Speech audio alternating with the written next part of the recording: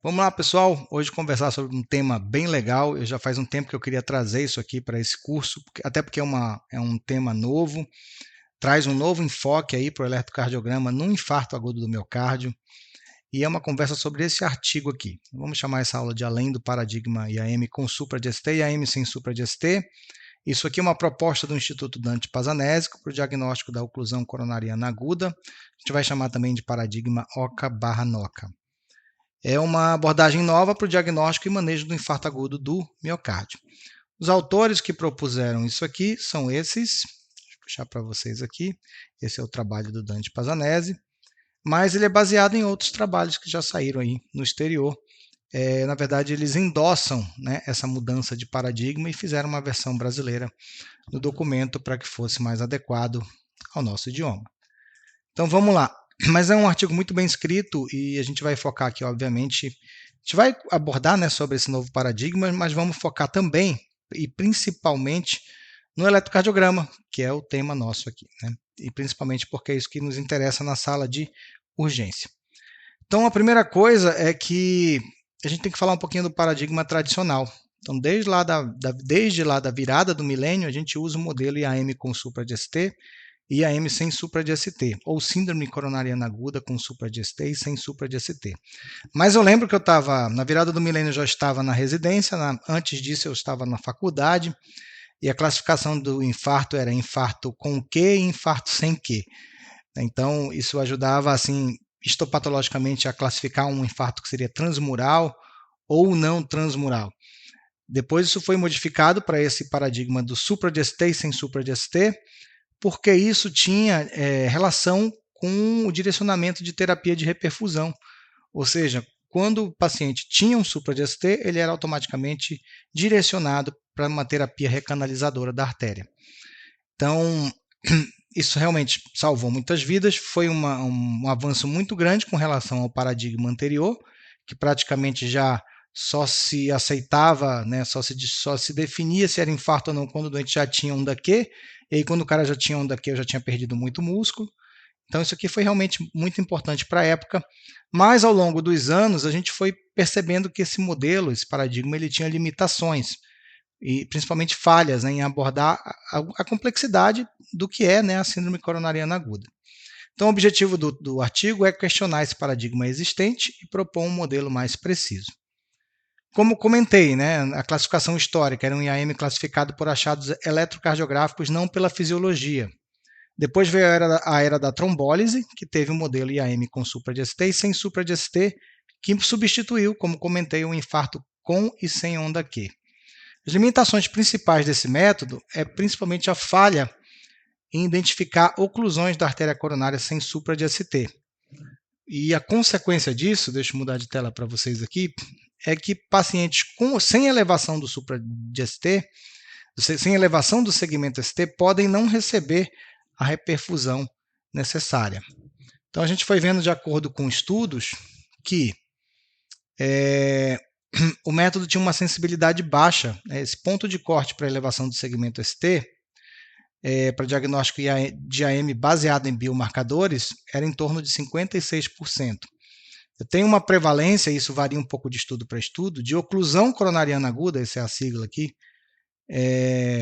ou seja, o doente tem entupimento total de artéria, mas não tem o supra de ST, e isso ocorre em 29% na média dos pacientes. E, por exemplo, eu tenho 50% de obstruções de artéria circunflexa que não preenchem critérios de IAM com supra de ST. Ou seja, eu estou deixando passar artérias completamente obstruídas, que não têm, ou seja, realmente infartos importantes, mas que não cursam com supra de ST. Eu não estou reperfundindo esses pacientes porque eles não encaixam no paradigma síndrome coronariana aguda com supra de ST ou sem supra de ST. E aqui tem vários estudos, todos eles vão mostrar uma alta prevalência de oclusão coronariana aguda em pacientes sem supradesnivelamento do segmento ST. Aqui, esses estudos aqui, nenhum paciente tinha, né? Aqui tem várias, deixa eu mudar aqui para a gente ver as porcentagens. Nesse primeiro aqui, 57% tinham oclusão coronariana aguda, mas não tinha supra de ST. Nesse outro aqui, 28%, nesse outro aqui, 28%, nesse aqui, 25%. nesse aqui 34. Então você vê que dependendo, né, da população e do tipo de estudo, varia muito, mas é uma porcentagem que não é desprezível. Tem realmente pessoas que estão sofrendo oclusão, né, coronariana total, mas não estão recebendo, pelo menos no momento certo, que seria imediato, a reperfusão, né, que seria o ideal, porque não tem alteração eletrocardiográfica do supra de ST. E aí a gente lembra, né, a urgência no tratamento da OCA, porque a frase clássica, né, tempo é miocárdico. Para o paciente com oclusão coronariana aguda, esperar não é uma opção. Se a artéria está entupida, a terapia de reperfusão imediata ela é imperativa.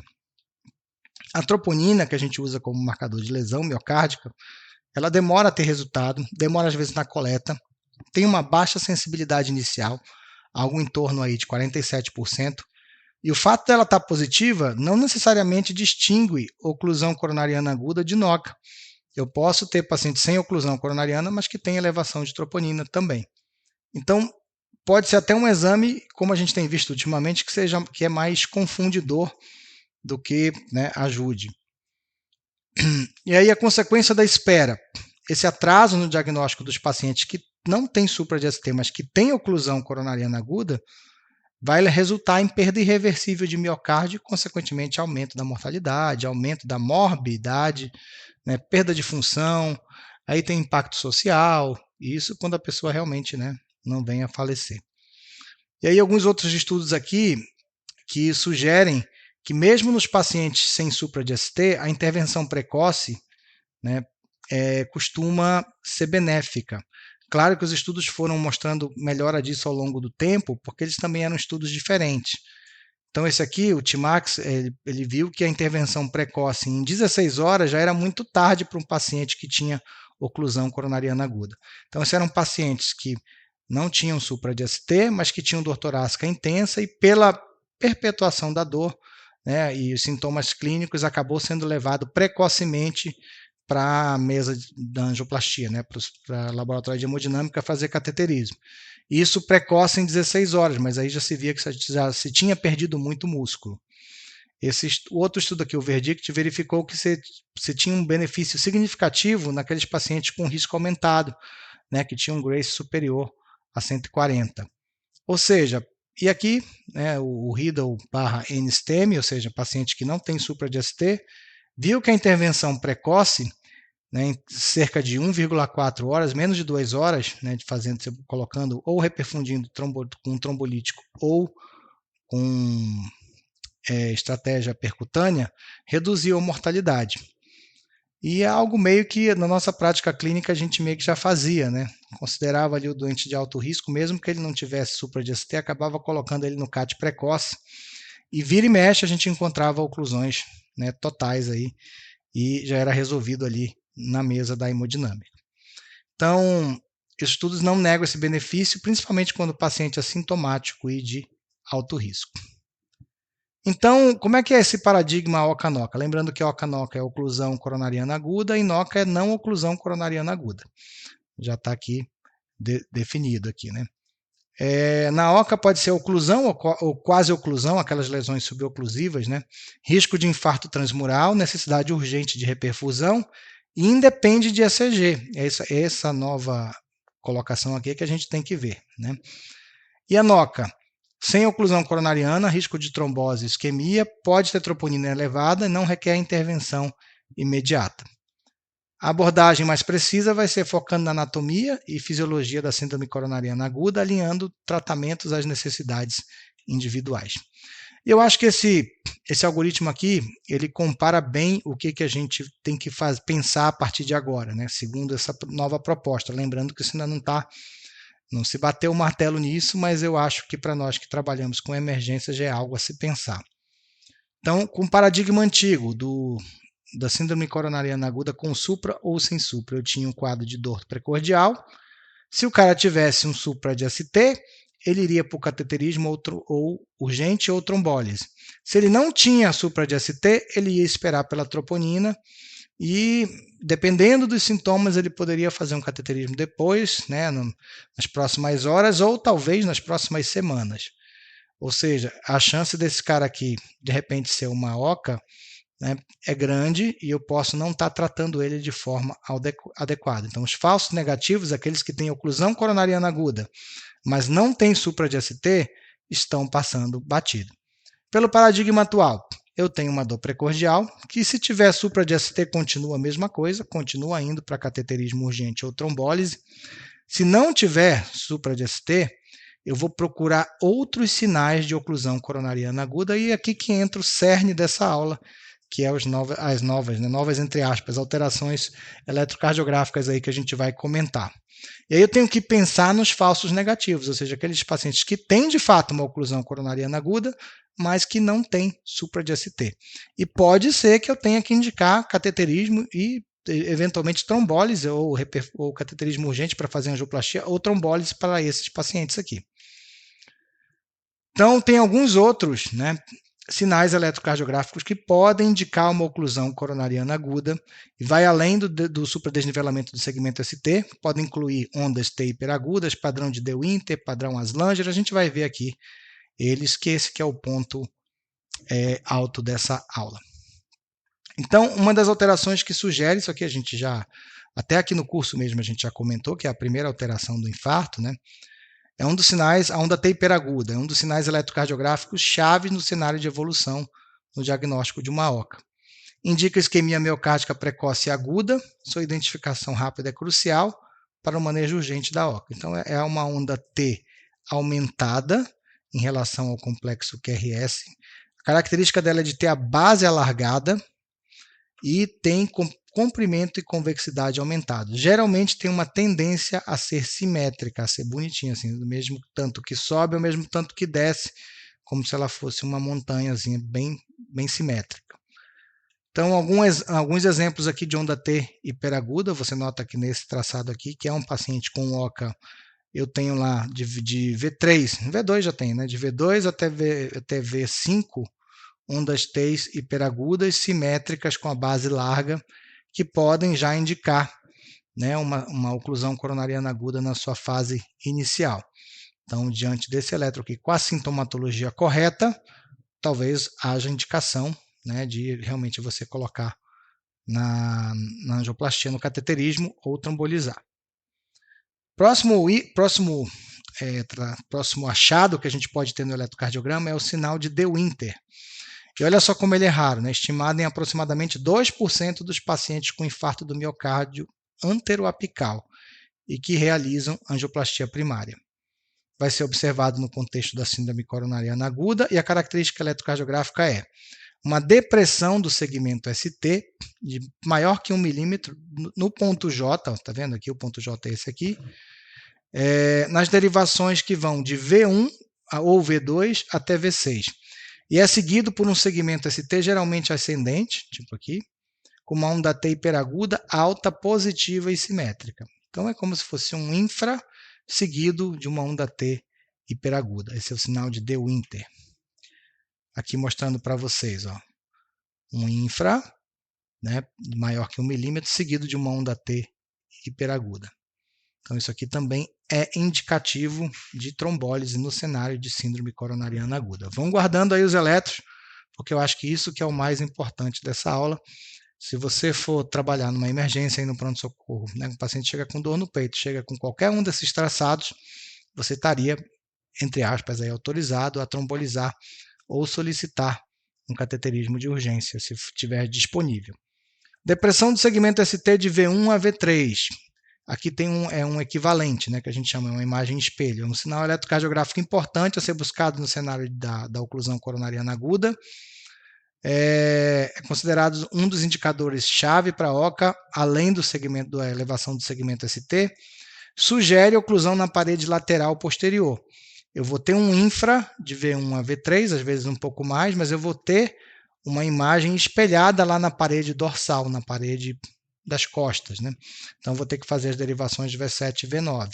Se eu tiver supra de ST lá nas costas, que geralmente não é uma derivação que a gente faz de rotina, e essa imagem de V1 a V3, eu estou de frente a um infarto dorsal, látero dorsal, né, que costuma fugir aí do eletro padrão. Então, vou ter que realizar essas derivações posteriores e, no caso desse achado aqui, indicar sim revascularização de urgência, por trombólise ou mecânica. A distorção terminal do QRS, essa é uma alteração bem interessante. Também é um dos sinais que a gente pode procurar nas OCAs, né, nas oclusões coronarianas agudas. Constitui uma pista diagnóstica adicional, é um achado bem específico de oclusão da artéria descendente anterior, da DA. ADA, né, como queiram chamar aí. O que eu vou achar no QRS? A ausência de onda S abaixo da linha isoelétrica TP, ou seja, se eu passar uma linha aqui, ó, aqui é a linha TP, ó, certo? Então eu não tenho onda S. Vocês veem que o QRS não passa aqui da linha de base, ele acaba antes, gera já um supra aqui, né? Então ele não chega a tocar na linha de base, não gera o S aqui, que deveria vir até aqui embaixo. Então, essa é uma das alterações, e a ausência de onda J nas derivações de V2 a V3. Ou seja, o eletro já converte direto para a onda T. Não tem um eletro de exemplo aqui, mas acho que deu para vocês entenderem. E aí o padrão de Aslanger. Acho que eu risquei coisa aqui que não era para riscar. Peraí, deixa eu apagar. O padrão de Aslanger é o seguinte: está associado com infarto do miocárdio da parede inferior e eventualmente com doença arterial coronariana multiarterial. Ele geralmente não preenche os critérios de supra de ST em duas derivações contíguas, né, como a gente procura. Os achados são uma elevação do segmento ST em apenas uma derivação, geralmente D3, aqui ó, dá para ver. E lembra aquela última que a gente citou aqui, né, da distorção terminal? Mas é um supra em D3 e uma depressão do segmento ST em qualquer uma das derivações de V4 a V6. Então, olha só, supra em D3 e um infra de ST de V4 a V6, mas nunca na derivação V2, sendo que o segmento ST na derivação V1 é maior que na derivação V2. Cara, isso é muito específico, né, se você for pensar. Então, olha só, um supra em D3, vou marcar aqui para vocês verem, supra aqui, ó, tem um supra aqui, basta traçar a linha de base aqui que vocês vão ver, ó, se bem que a linha de base aqui subiu, né, mas deu para perceber. E aí eu vou ter um infra que vai, né, de V4 a V6, ó, aqui tem um infra aqui, V4 a V6, mas não tem V2, né, e geralmente o segmento ST em V1 é maior que na derivação V2. É isso mesmo. Então, padrão de Aslanger. Raro, né? Difícil de achar, mas se a gente não souber, nunca vai encontrar, porque passaria como uma alteração aí, sei lá, de repente que você acha que é daquele paciente, que o eletro normal dele é desse jeito. Mas se o cara tiver com dor precordial, mesma coisa, vai ter que ser submetido, né, à revascularização imediata. E aí a gente tem um padrão da bandeira da África do Sul. Esse padrão está associado à oclusão do ramo diagonal, afeta também a parede anteromedial do coração e não tem critério que preencha, né, a elevação do segmento ST em duas derivações que façam sentido, exceto, no caso aqui, a parede lateral alta. Então eu vou ter, ó, por que se chama de padrão da bandeira da África do Sul? Aqui tem esse Y aqui, né, como se fosse um Y deitado. E eu vou ter infra, ele não considera V4, V5, V6, vai até V1, V2, né? D1, D2, D3, R, L, F, aí eu tenho V1, V2, V3.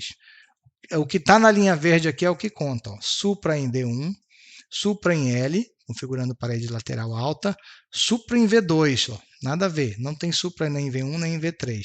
E aí em D3 eu tenho um infra. Então decorem aí o padrão da bandeira da África do Sul.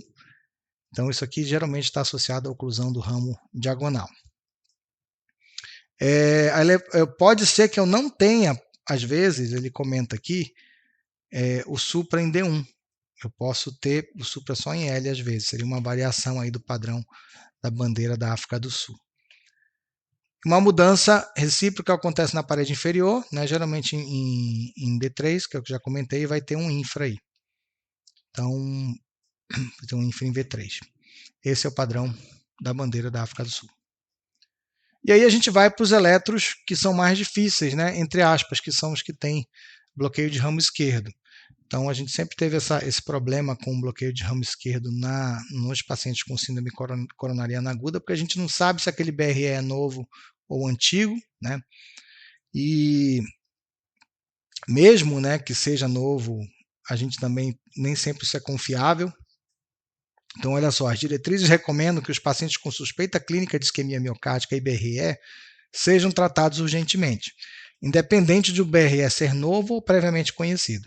No entanto, as diretrizes atuais, né, as diretrizes enfatizam que a presença de um BRE novo ou presumidamente novo, por si só não prediz IAM. Então, para ajudar nessa história aí do infarto, na presença do bloqueio de ramo esquerdo, foi proposto um sistema de score, né, por Sgarbosa e colaboradores. Então, tem dois critérios de Sgarbosa aqui que a gente usa. O primeiro deles é eu ter elevação do segmento ST concordante maior que 1 milímetro. Isso aqui é bom, eu vou dar um pulinho lá na frente para mostrar para vocês um bloqueio de ramo esquerdo normal, que é esse aqui. Um eletro com bloqueio de ramo esquerdo padrão. Tá? Observem,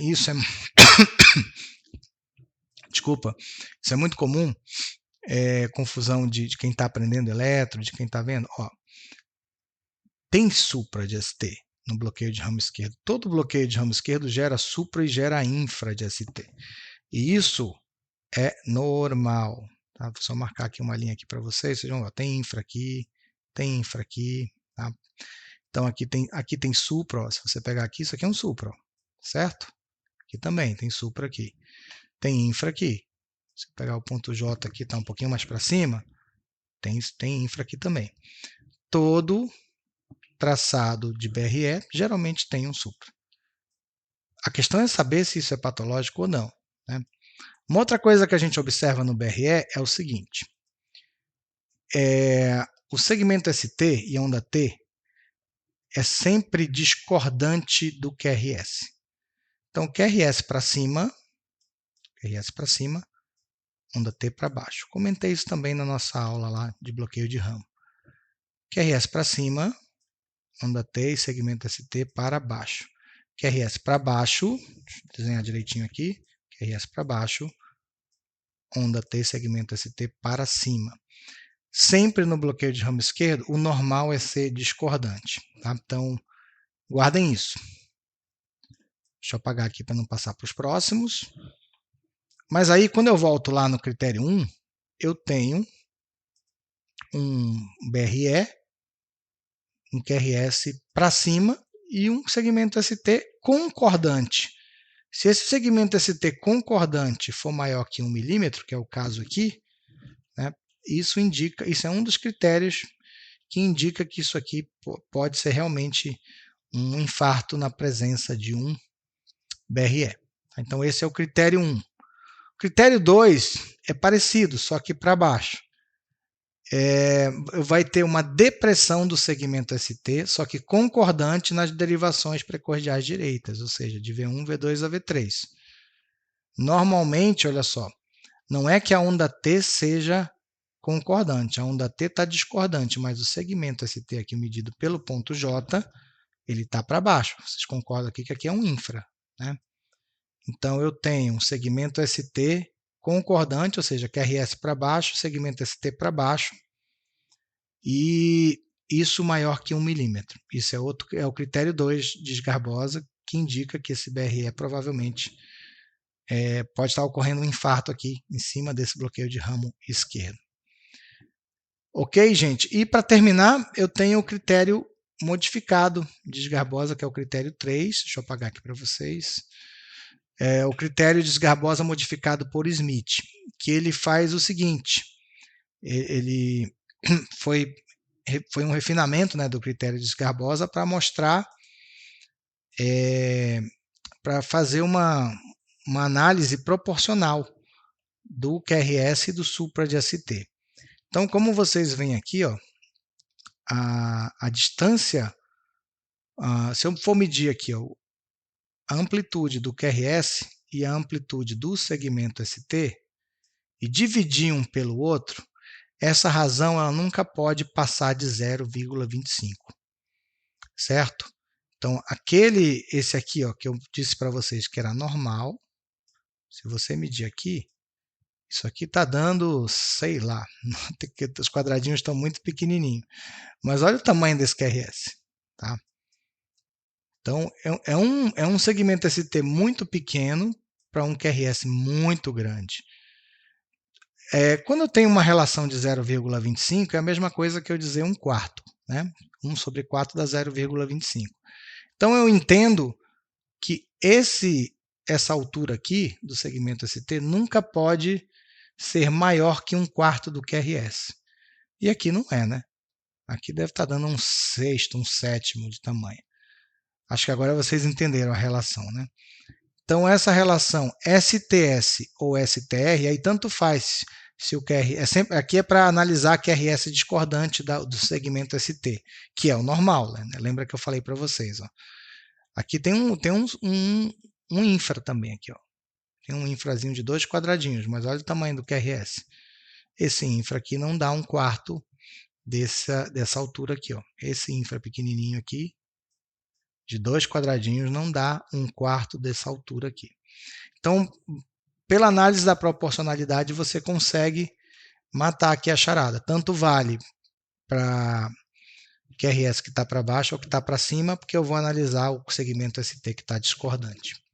Esse é o critério de Sgarbosa, modificado por Smith, para analisar a presença de QRS, de infarto, na vigência do bloqueio de ramo esquerdo. Tá? Beleza. Vamos ver uns exemplos aqui que são bem legais para a gente fixar. Então, olha aqui, ó. É curioso que ele me mostra, inclusive, alterações em pacientes com marca-passo.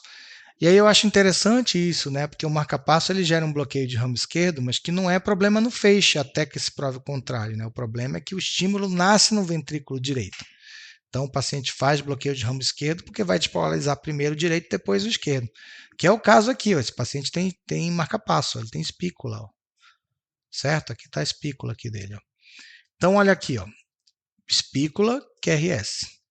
Como é que está esse QRS? Ele está para baixo, certo? E ele tem segmento ST concordante para baixo maior que 1 centímetro. Então, ele está no qual critério de Sgarbosa? Está no critério 2. Tá? Esse aqui, ó, critério 2. Depressão do segmento ST concordante maior que 1 milímetro nas precordiais direitas, de V1, V2 e V3, que foi o que a gente viu aqui, né? Cadê? Beleza, deixa eu passar aqui. Eu pulei um, né? Agora que eu vi que eu pulei uma, depois eu volto, tranquilo. Foi isso que eu vi aqui, ó. Certo? Então, critério de Sgarbosa aqui, número 2. Vamos voltar um para a gente ver aqui. Esse paciente aqui, o que vocês acham? Bora ver. Aqui ele tem, ó, um BRE, olha em D2, eu tenho o QRS positivo com um segmento ST concordante, só que suprado acima de 1 milímetro. Deu para ver aqui também, ó. Dá para ver até o supra aqui, né? Como se eu visse o BRE com o supra. Então, isso aqui é o critério de Sgarbosa do tipo 1. Vamos olhar lá. Ó, exatamente essa imagem aqui com esse degrau. QRS para cima, segmento ST para cima, concordante. Não é comum isso. Acima de 1 milímetro, aqui tem 2. Então, aqui eu vejo a mesma historinha. Ó, QRS para cima, segmento ST concordante com QRS acima de 1 milímetro, Sgarbosa número 1. E tem um BAVT aqui, eu acho, né? Tem que fazer as continhas, olha, as ondas PACE estão dissociadas do QRS. Aparentemente aqui é um BAVT. Um 2/1, não é 2/1, não, é BAVT mesmo. Tá, olha aqui, não tem nada conduzindo aqui. Onda P depois do QRS, onda P antes do QRS. Está totalmente dissociado isso aqui. Mais uma evidência de que esse paciente realmente infartou, né? Tendo alteração de condução também. Então é isso. Eu acho que fechamos as alterações aqui. E bloqueio de ramo direito, gente? Bem, o artigo ele comenta que, apesar da diretriz atual sugerir que o bloqueio de ramo direito novo pode também ser um indicador, né, de que você tenha que reperfundir o paciente, não tem tanta evidência científica mostrando que isso seja real. Então, o artigo não faz grandes considerações sobre o bloqueio de ramo direito, sugere que talvez tenha que ter mais estudo para frente aí. Mas aí você vai se basear na clínica, né? Se no bloqueio de ramo direito você sabe que é novo, de repente, dependendo do quadro clínico, valeria a pena, né, botar o doente no cateterismo para ver anatomia. Ok, e aí para a gente fechar essa aula, a parte mais importante realmente são os traçados. O que a gente quer aqui? Né? Primeiro, você vai fazer uma avaliação clínica, paciente com dor torácica típica, sugestiva, você vai fazer uma análise de risco ali, ver fatores comorbidades, né? Um ECG em 10 minutos. O que você vai buscar? Sempre a elevação do supra de ST. Ninguém está dizendo aqui para abandonar o supra de ST. A gente quer pegar os outros casos onde o ST não eleva e que são sugestivos de OCA. Então, se eu tiver supra de ST clássico, beleza. Se eu não tiver, eu vou procurar todos esses traçados que eu acabei de mostrar para vocês. Inclusive, eu vou salvar essa parte da aula como sendo PDF, né, para distribuir para vocês, que eu acho que é legal terem isso aí guardado no celular para referência.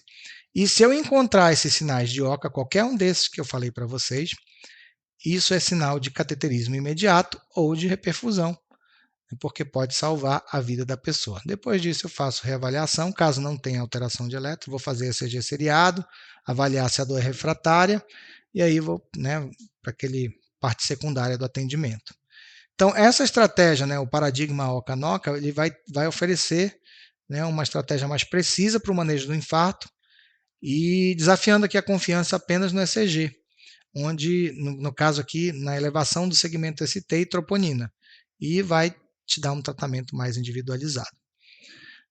O artigo comenta alguma coisa sobre o ecocardiograma, que ele pode te ajudar ali, se você tiver um eco à beira-leito, ou alguém que manja de POCUS um pouquinho para olhar o coração, e você encontrar anormalidades na motilidade da parede durante uma síndrome coronariana aguda, isso pode ser utilizado na sua tomada de decisão. No entanto, para que isso tenha alta sensibilidade, né, são necessários, ele fala aqui, contraste à base de microbolhas, uma técnica excelente e interpretação por um profissional experiente. Então, pode ser uma coisa que te ajude ali na sala de emergência, caso você tenha essa capacidade aqui, né, ou um profissional capaz de oferecer essa avaliação. Mas quase sempre vai ser uma avaliação secundária. Eu acho que isso aqui ainda vai evoluir no futuro para também servir de apoio ao eletrocardiograma. E é isso, gente. Espero que vocês tenham gostado dessa conversa, né? E vou, como disse, vou deixar para vocês aí o PDF com os ECGs, né? E também deixar exercícios aí para a gente fixar esse conteúdo. Revisem bem esses traçados, porque o que eu vejo na prática? Até hoje, a galera tem dificuldade em enxergar o supra de ST, que é uma alteração, olha, que já o paradigma do supra de ST já vai fazer mais de 25 anos. Né? Então, você imagina você incorporar todas essas alterações que eu comentei para vocês aqui, né? Todas elas.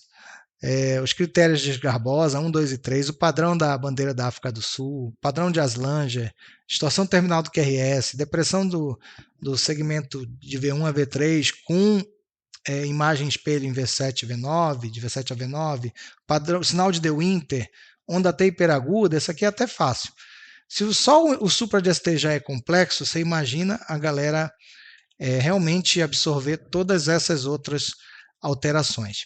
O artigo até sugere que se crie, né, e se trabalhe em cima de aplicativos que utilizem inteligência artificial para analisar os traçados e ajudar o clínico ali na ponta a definir se esses padrões estão presentes, né, para que não tenha essa dependência, mas a gente ainda não tem esse recurso. Né? Então, por enquanto, né, eu creio que você se sairá muito bem se souber identificar esses parâmetros aqui e vai salvar aquela porcentagem de gente que está passando batido, né, que é aquela galera que tem realmente, de fato, uma oclusão coronariana acontecendo, mas que não cursa com supra de ST no traçado.